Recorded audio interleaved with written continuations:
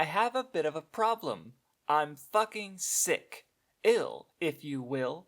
From the 1st of January last year to December 31st, I watched all of Aikatsu. Again.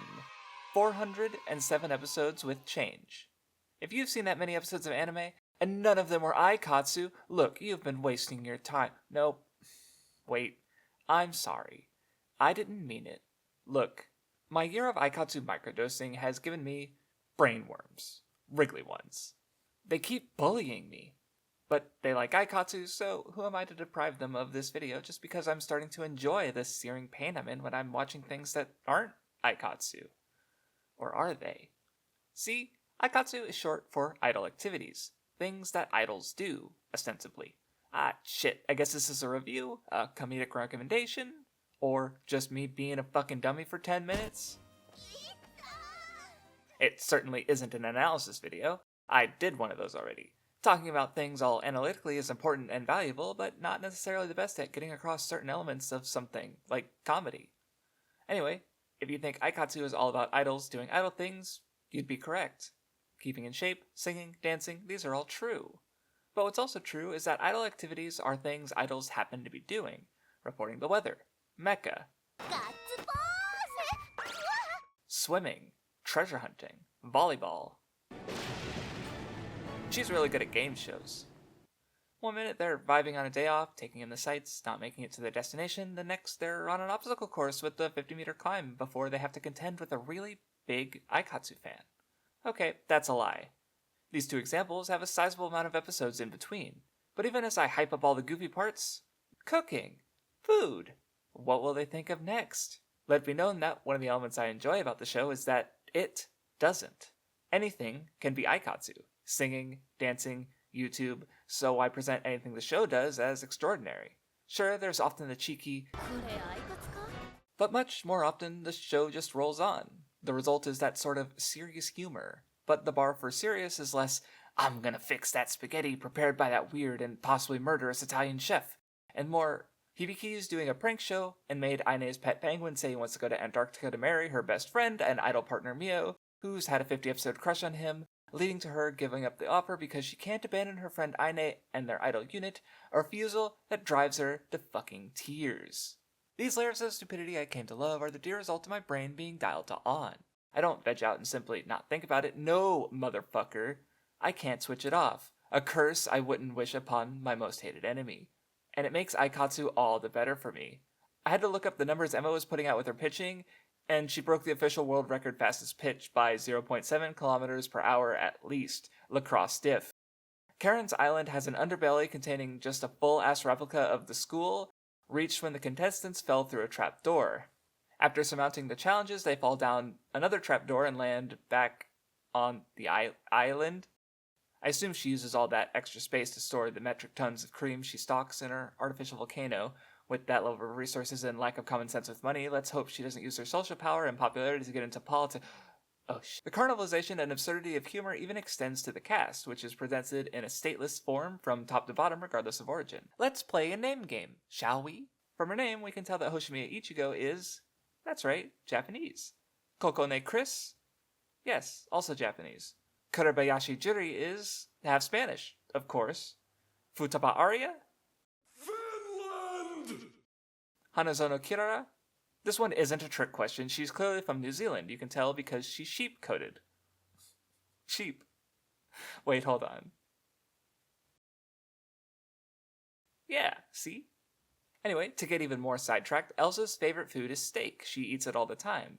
There are rooms on her pirate ship / idol school that a Twitter user noticed had red marble walls that literally look like meat. It's always the prime cuts, the perfect meal for perfect Elsa, top idol in the world, gathering her crew from the best of the best in all regions for her total conquest. But she's not big on veggies. As a side dish, sure, but too many and no way, hombre. That is, until her character arc finishes and she discovers the limits of her personal idea of perfection, finally hugs her mommy, and then asks to eat more vegetables than normal of her own volition. In the entire franchise, Elsa is one of the characters least likely to get involved in the goofy bullshit, often rejecting it outright. There's plenty of absurd things about her character, certainly, but to the target audience of young girls, she could reasonably come across as one of the more mature characters. even more so than many of the adults. And yet, it was her, specifically, of all characters, who was given this trait of disliking vegetables that's inherently and irrefutably childish, but also worked into her character arc meaningfully. I don't even think it's supposed to be funny, yet I find it endlessly amusing. I might just be in a delirium, losing my mind as I try to make sense of who the fuck wrote this. You know who wrote this? Grown-ass fucking adults. If one thing is clear visually right now, it's that the show isn't the most striking a lot of the time. The aim is definitely for a more stable and consistent production. It did run for 7.5 years straight. And not so differently from how other long-running productions have standout moments or episodes among the more baseline ones, Aikatsu has its bangers as well, though one of the more baffling moments is this little fan. That's it. Like 2 seconds of incredibly fluid and weighty animation as this folding fan collapses. I don't even know that a fan would actually move this way or not, but it hasn't left my head since 2017 when I would have watched this episode for the first time. I can't read, so I don't know who to credit. Are they okay? Who were they trying to impress? Did they go through a bad breakup and were trying to evoke their own life falling apart? Did their parents not love them enough, leading to their desperate attempt to get recognition for this tiny moment? But it's okay. I love them for being so extra in this brief piece of animation that didn't need to be animated at all, let alone so well. Aikatsu, like many series aimed at children, is also full of the efforts these professional adults are putting in to make something good, even if not every second shows it. The flip side of this topic is the kids. Children. The most hated demographic of media critics. Referring to a previous video where I discussed media enjoyers disliking or rejecting childish things and the childish parts of things they enjoy, when I think about recommending Aikatsu, I inevitably circle around to this. Episode 1, CG Ichigo isn't real. She can't hurt you. Much. It does improve as the series goes on, but certainly not enough to change the minds of those who aren't big on CG and anime at all. It's still a practical decision. Long anime, constantly going, performance every episode, and boy is it primed for its target audience. Children are musical creatures that like to sing because they can, and even dance if anime is to be believed. Like those warnings before Precure movies telling gremlins not to smack anyone with their miracle lights, implying that it does or did happen. That's not a minor connection either. Precure endings have been dance affairs since Splash Star, so good they brought it back for both seasons of Yes Precure 5, and CG since Fresh. Aikatsu is by no means a magical girl series, but it does have its transformation sequences every episode. Friends has this fantasy Earth thing going on, it's great. And these transformations precede the climax of the episode, that being the performance instead of a Monster of the Week fight. By repeating the dances, no concert playing less than twice, the kids can learn to dance along as the show progresses. One character is even criticized because her conceived dance routine doesn't have simple, imitable parts for the kids to join in on. While the series does have points the staff can flex on technical elements and show off silly or fun concepts, it's not generally going to be the concerts in themselves. They aren't going to be on the level of stuff like Love Live or Idolmaster because that's not what they're going for in the first place. In having so many, it does occasionally do something unique or surprising, or gets me invested more through the context around the performance, and how the song plays into that. Every fucking time, bro. That said, while I understand the purpose of the repetition, the average watch through of Aikatsu will result in hearing the tune of idle activity more than any human being reasonably should. It's a long anime and... I'm sorry, I take it back. There is no criticism here.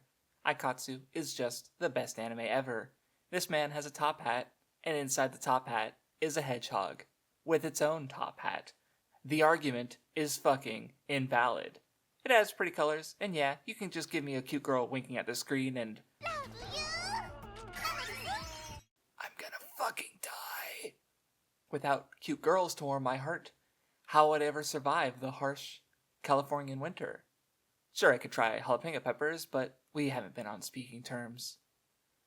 Yeah, I think I've got it out of my system. The worms sleep, probably. Twitter keeps showing me people taking pictures of their Aikatsu plushes, and it's making me consider reopening my Patreon to commit bad purchasing decisions. Maybe you've watched Aikatsu, maybe you haven't. I don't know who you are. If your eyes don't make up 40% of your face, I might struggle to register you as human. Enjoy these silly girls and their antics. Find me a curling scene in anime that goes harder than this. You can't, because it doesn't exist.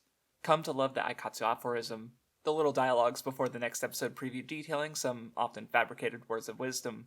Despair when they are replaced, again and again, nothing else able to live up to them until they start just doing them again.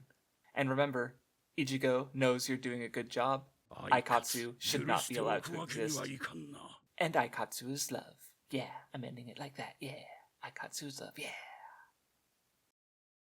So yeah, real talk. I am reopening my Patreon due to some money issues on my end, so the support would be greatly appreciated. I'm restructuring it, throwing out some old rewards and considering new ones, such as a patron-exclusive Discord server. If you're already a patron, please reconsider your pledge in light of the new changes, and if you aren't a patron, I'd really appreciate any consideration of support. Thank you so much for watching.